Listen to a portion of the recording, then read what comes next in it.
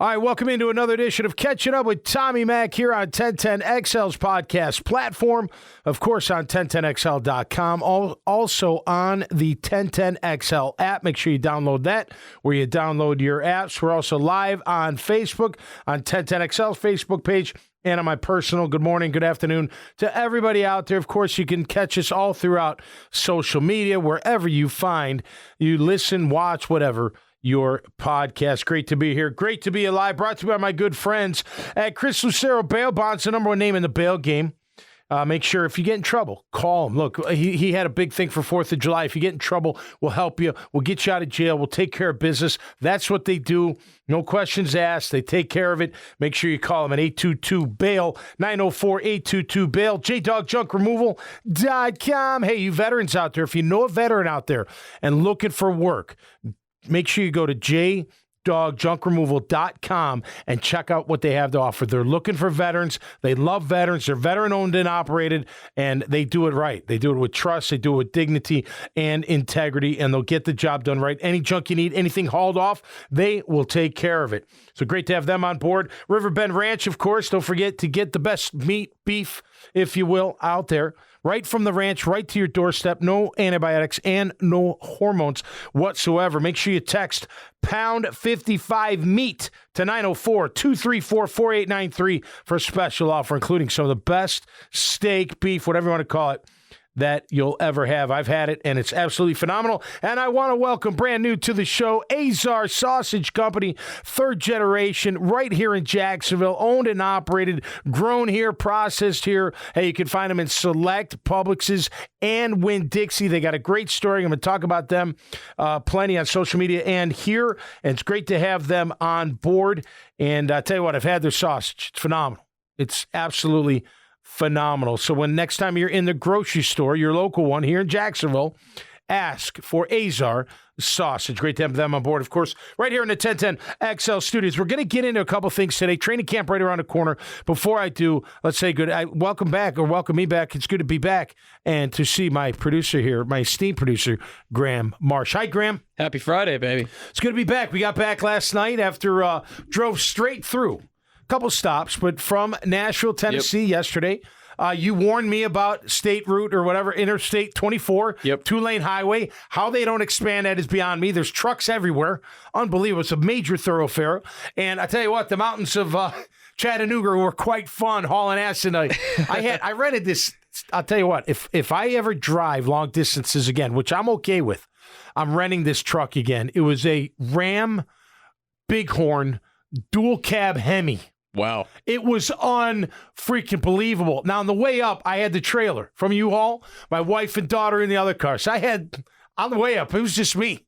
Rock concert, little this, little that. We had a blast. Yes. Kidding me? It was phenomenal. Stopped at our friend's house just north of Atlanta, then drove in the next day. Yesterday, though, without the trailer, came straight back. I tell you what, I travel that way. You know, it's pretty cool. It's pretty cool. Going through Chattanooga is no joke, man. That was,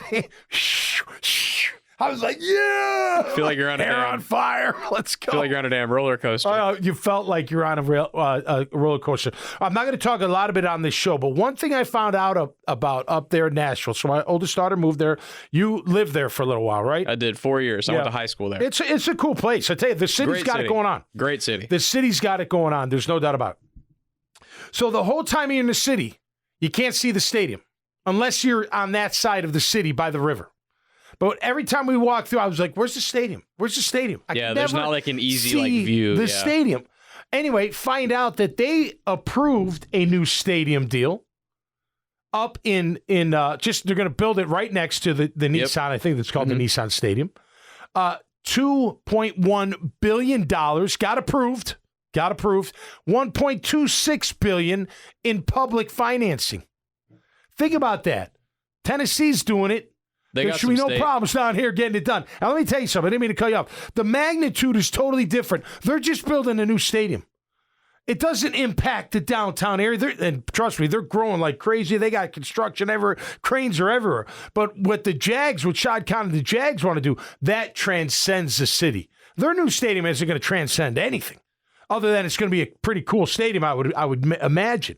But what we're bringing to the table, what Shad's bringing to the table, to the city of Jacksonville, to me, totally different. Not just the stadium, but everything built around it. It will transcend that area of downtown, which will also push through the rest of downtown. That's the difference. Around the same price, about $2 billion to redo it. And they got it done up there. Well, they got the vote, the city council vote, so they're moving forward. The Titans' new stadium is more of an upgrade. The Jaguars' new stadium is more of a reinvention of that entire area. Right. You know? Well, and think about, look, people go to Nashville not for the Tennessee Titans. They go there for the music. The music's unbelievable, by the way. I mean, unbelievable. The random guy on the street corner sounds like he could be on a damn record deal. Without a doubt. Yeah. And they sing. So we went to all the, we did the whole Broadway thing, which was cool. Jason Aldean's was cool. My wife, we're big fans. We wanted to see that. Went over to Kid Rock's place. It was cool. Miranda Lambert's place was cool. I don't know. Everyone's got a place there. It's just unbelievable. But every act, most of them were doing the covers. They sounded just like the act, like the original. I tell you, man, there's a lot of talent. But they're the most appropriately named city in the country. Yeah. Music City, that's the most appropriate nickname they're in the entire They're full country. of it, no doubt about it. And it is great. But I still, I'm glad my daughter's there. She's going to have a great time. It's a great place for a young kid to be. But there ain't nothing like here, in my opinion. And I tell you what, I'm confident we're going to get it done, but I didn't know that, or I forgot about it. But they were in a similar situation, and they figured it out. We're going to figure it out. I mean, come on. You can't let Tennessee outshine us in anything, ever, right? Right. So anyway, there you go. All right, I mentioned during the week about some training camp stories. I'm going to try to remember some of them. Training camp, a lot different these days. You're one practice a day. I tell you, the worst part of training camp, what do you think? I'm going to ask you a question, Grim. Go back to my 5 years, 5 training camps. No, check that. I did one with the Saints, so I did that whole training camp. So that's 6, didn't make the team. So 6 total, but 5 training camps. What do you think the worst part of it is? What would I say is the worst part of it, do you think? 2-a-days. No. Is it more specific than that? Yes. Are we something talking? We had to do? It was part of the routine, daily routine. Conditioning? No, I didn't mind that. Well, some of it was tough, no doubt about it. No. Film? Well, partially, but not film because I like to watch film. Oh, is it like having to stay at the hotel and like having to be there the whole time? No, and for the record, when we moved back to first year was in Wisconsin. The second year and the other 4 years, or those 4 years, was here in Jacksonville, and they put my room next to the freight elevator, which they never should have done, because every chance I got to sneak out and get back to the beach, I was out, and hopefully not getting caught. Although I'm sure Coughlin had a mole on me. No, my least favorite thing in all of camp was the meetings at night. We had to meet. So we would, start early, practice, meet, practice again, have a little break. You could go home and nap, back to the hotel and nap for about an hour and a half, 2 hours, which was fine. And then after we were done, you go eat again. And then you've got meetings from 7 to 10. And they're brutal. And not only because because day, you're so tired. You're just so tired. You've showered, you've eaten, you're ready to, and they don't do that today, which I think's phenomenal. You would have much more production, in my opinion. And I love Coach Coughlin, but we'd have much more production if we didn't have meetings at night, or as long as we had them. Because then you're done at 10, and trust me, they went to 10. Sometimes 9:30. The kickers always got out early, so everybody's pissed at them, the kickers and punters, because they meet for an hour and they're done. You're doing special teams, you're doing defensive meetings, individual meetings. I mean, they just go on and on and on. And then by the time you get to the hotel, you get a snack. It's 11. I could fall asleep right away, maybe by 11:30, but then you're up at 5:36. So it's like you're not even getting enough sleep time. To me, I would have just taken the meetings right out the door. They don't do that today. They're done, or at least in the past. I know last year, I'm not going to count Cuckoo's year because they could do whatever the hell they wanted. I think they're done around 7. That'd be nice to have that night off. Be way more productive the next day, in my opinion. But I tell you what, some great great things that always happen during training camp. I'll tell you this. 2 stories real quick, and this wasn't even my training camp. This was when I got into the media, like after my career was over. So in 99, got hurt in the second game of the year, never played again. I tried to maybe do it in 2000, wasn't going to happen. So shortly after that, I think I became the sideline reporter for the Jags. It was Sam and Lageman, Sam Kavaris, Jeff Lageman, then I was the sideline guy. So I started getting into, covering the team, watching the team, going to training camp. It was tough at first, but then I got into it. So 2 memories that I want to share in the years past, and I know they'll bring smiles to people's faces, because to me they did. I'll never forget the first time I ever saw Richard Collier at a full padded practice. Now, I normally wouldn't go, and I still don't. I don't go to a lot of the OTAs. They're not in pads. There's value. I'm not saying there's not, but for a guy that doesn't need to see that, I just want to see the pads. I want to see when it gets real, and training camp's real. And I've always told you this, and I'll say it again. My favorite drill of all training camp has nothing to do with linebackers. Has to do with the pass rush. When the O-line and D-line break off from the rest of the team, and they go some secluded place, and it's just one-on-ones. They line up as 5 offensive linemen. Whoever's the D-line that's going to go, he lines up in his spot, and then it's one-on-one with the player he's crossed against. I love it. It's full speed. It's big dudes moving, banging. I love to see their footwork, their technique, who wins the battle. I do think it matters. And I'll never forget Richard Collier. So I see this giant of a human being, 6'8", 350. I mean, just like we've never seen a player like this before in your life, this size. Now, typically when in the years past, when you saw an oversized player like that, they didn't always have the feet. Like they'd be big. They're slow. Well, not slow, but just not as quick as they were big, if that makes sense, right? So Richard comes out. He lines up. He's going against the number 1 defense. I think Bobby McCray a couple of times, who's coming off big year, former Gator, shut him down. I mean, he's moving like it was nothing. And I remember calling 10-10, and I think it was Hacker. Maybe I forget who it was. I'm like, wait till you see this number 76. This kid, I even went home and raved to my wife. I'm like, honey, you got to see this kid. He is so big and so good. He's going to be a really, really good player. Obviously ended up being a good player for the Jags. The tragedy, he's a great, great guy. Richard Collier, of course, when he got shot 14 times, he's an incredible human being, Richard Collier. But back before the injury, back before the shooting, he, to me, had so much potential. I mean, he could have been one of the great left tackles that the Jaguars ever had. No doubt, in my opinion, maybe not ever, but up there. He had that kind of ability, in my opinion. My second favorite story, and I'm going to get into the Jags today in a minute. Marcus Stroud's rookie year. He's in training camp. And I'm not playing. I'm covering the team. Might have been the year after. I think he came in 2000, 2001, something like that. That sounds right. And the Jags are having a dual practice with the Saints. And it's full speed. They're in pads. And Marcus Stroud gets into it with LaCharles Bentley, the center of the Saints. And I mean, they're going at it. And they're too big. This was before Marcus dropped all his weight. Remember, his first year, he was big. Like, he was 330. Then he dropped to like 300 to be quicker and faster. And it worked out beautiful for him. Phenomenal player, of course. Him and Big John Henderson. But his fire was I was like, ooh, we got something now. So I know people think it's kind of Neanderthalish to think of, but when you have a guy, especially a rookie, that's not going to take any beef from any veteran at all, and he's going to start swinging, he's my kind of guy. It's like when I talked about the malice at the Palace. Yeah. When Steven Jackson went in, I'm like, that's my guy, man.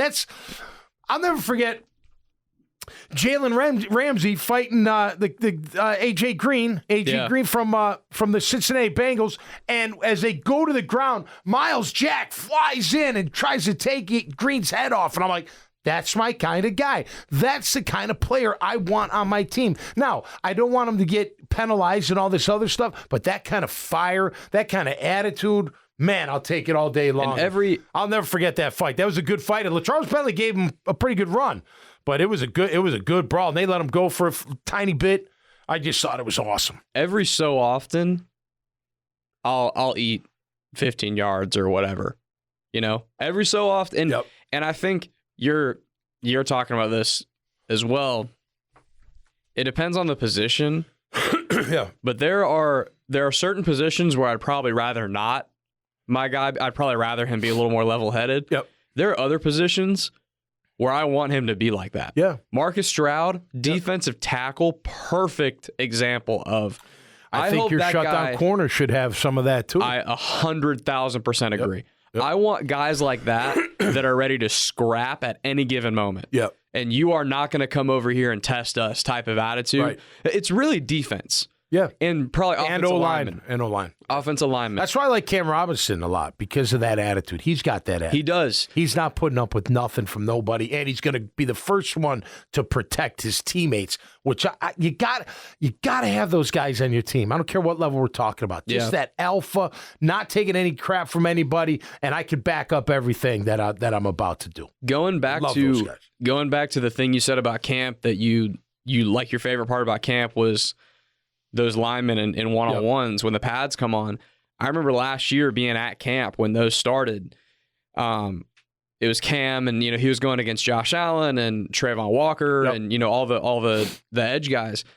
And Cam had won pretty convincingly. He had won two or three reps in a row. Yeah, he was kind of like, basically anybody that was coming up against, he was kind of kicking their ass, like pretty substantially. Yep. And you could tell, like, Rauscher was yelling, but he's a coach. At some point, as good of a coach is, it ends up being one ear out the other. I'm sure you can attest to that with a coach. Of course. Cam, after like rep maybe 3 of like winning pretty convincingly, he just starts, he goes, next. Yep. Next. Like he starts like, talking mess to the defense. And you could tell that pissed him off a little bit on defense. Yeah. And I was like, I love that. Yeah. Like, and he backs it up. You got to back it up. Dog days you have to back it up. I mean, I did it in high school, which is not even close to the same level. Yeah. But like middle of camp, dog days at camp, it's hot. You're on week 3 or 4 or whatever. Yep. Like, it can get so old, and it can be so easy to just get kind of lazy, going through the motions, checking the time, just wanting to know when it's over. Yep.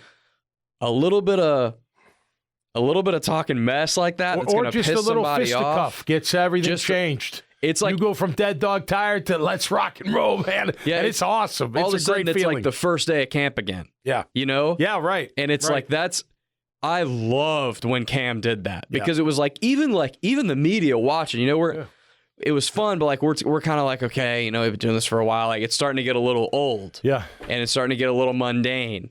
And it's like something to just knock that off and just get us restarted was so cool. I gave it my least favorite. My favorite was goal line scrimmages, because they're live. Yeah.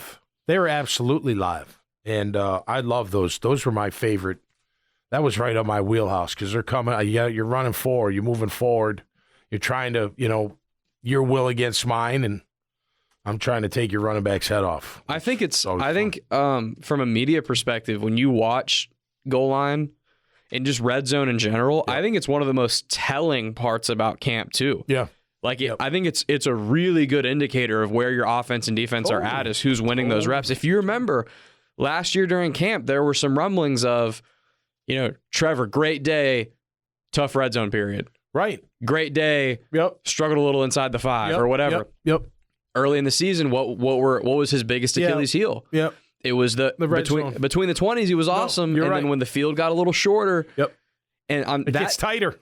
That dated back to camp. Yep. You're absolutely right that OTAs, it's typically doesn't tell you anything. It's just it tells you a little bit. It's got some value, but not like training camp. Yeah. Not like, and then when before the games, if you go against another team in practice, that's a whole nother level, and 100%. Then the game's another level. 100%. So that's how often do we see something especially in OTAs, but even in camp sometimes, that becomes this big thing, this big deal that we all make, and then the season starts and it's like, that doesn't matter. Yeah.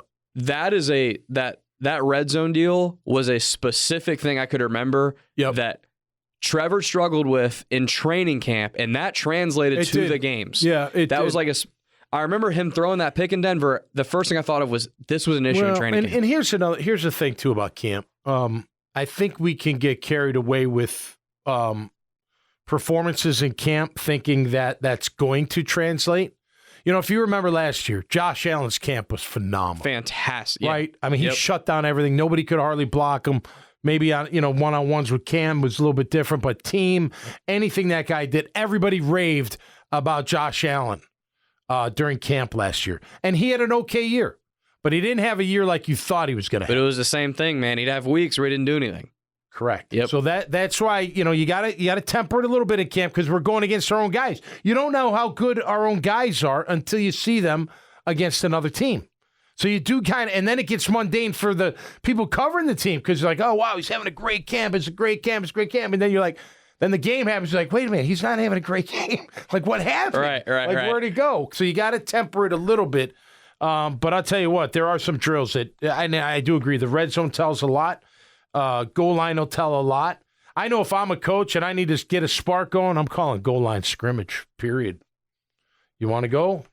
You guys want to fight? Let's go. Let's go. Let's get after it. And yes, I would be a coach that lets my players fight for a little bit.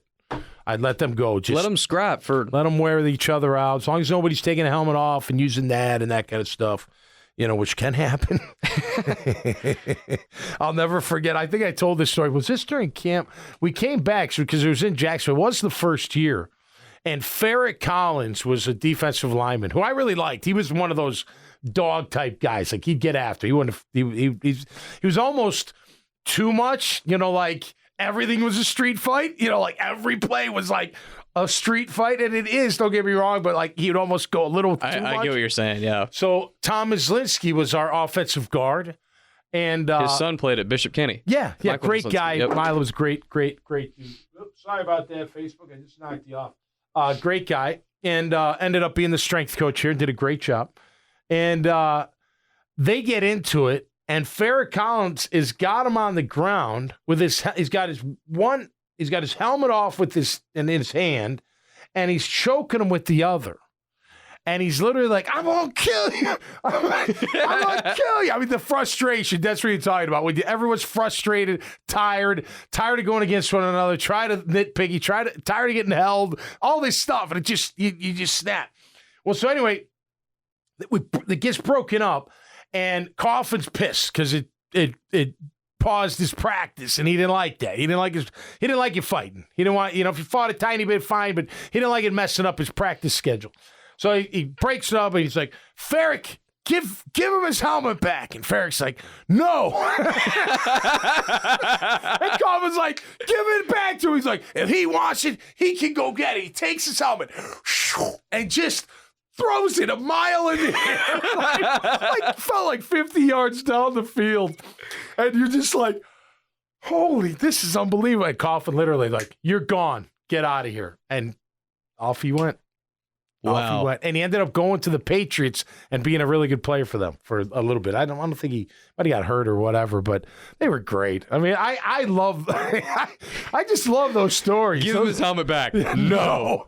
And I swear it was like whoa, just way down the field. But good memories. I'm sure I'll think of many more. Some stories I cannot tell, especially those from Wisconsin. All right, last thing I want to get into on this Friday edition of Catching Up here on 1010XL.com. Evan Engram, big story, right? Or is it? We'll find out. The deadline to do a long-term deal is coming up, I think, within 10 days, something like that. It's in July. He's under the tag, which he hasn't signed. Look, I think Evan's a great player. There's no doubt about it. I do think the system he's in with Doug and Trevor elevated his game. 4 years prior with the Giants, good.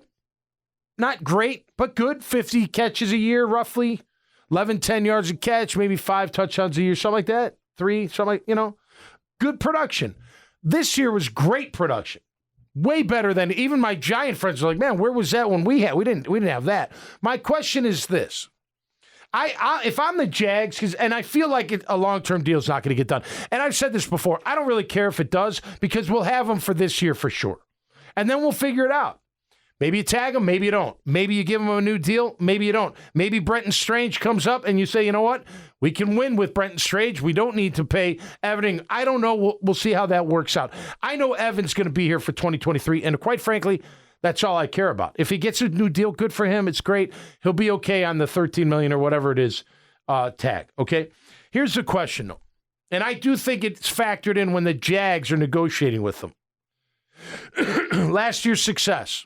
On a scale of 100%, and Graham, I'm going to ask you first.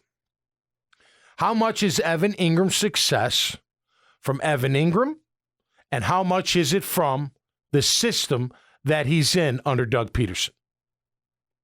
What would you say to that? Do you think it's 50-50? Or do you think it's, look, I think Doug does a phenomenal job getting tight ends open. I think Evan Ingram's the perfect guy for that because of his athleticism and speed, and Doug knows this. I mean, you can see it with the great tight ends in the league when you have that, what it does for your offense. And Doug highlights that and has throughout his coaching career for the most part. So don't get me wrong. I know they love Evan Engram, as we all do. But when you're sitting there negotiating, are you sitting there going, okay, Evan, you did it for a year. We believe you're going to do it for the next 3-4 years.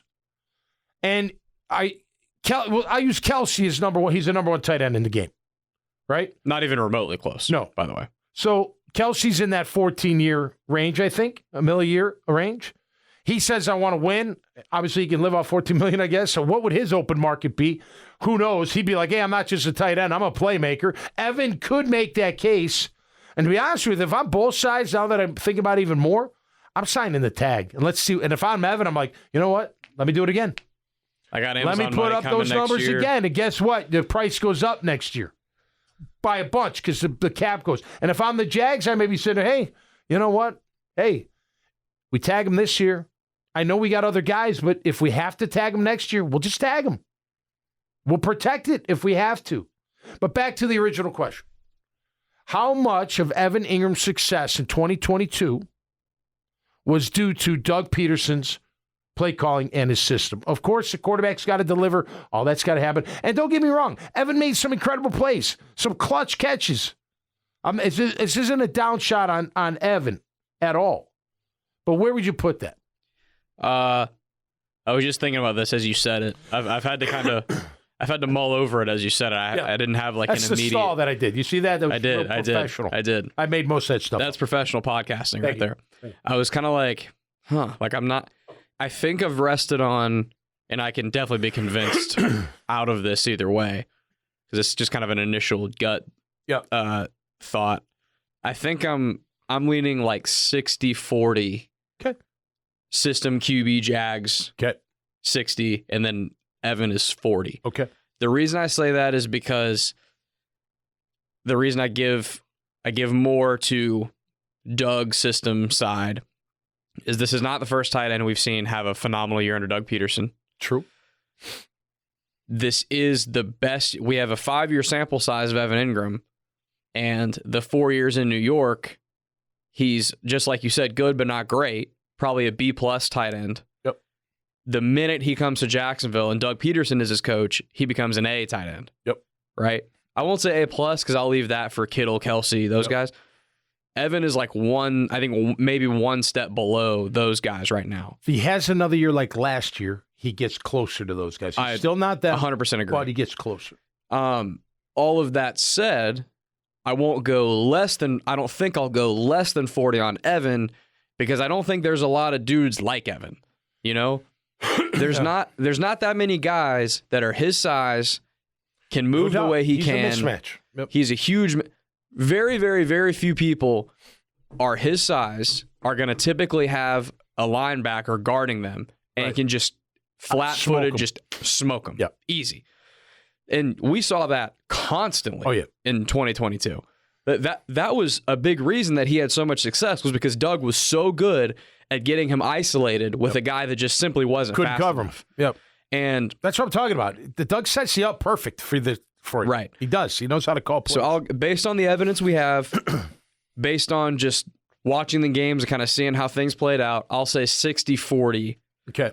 Doug, those guys. Again, I don't want to go less because I don't know. There's not a ton of Evan Engrams out there. Right. So he's a substantial percentage, but I'll give the nod to Doug.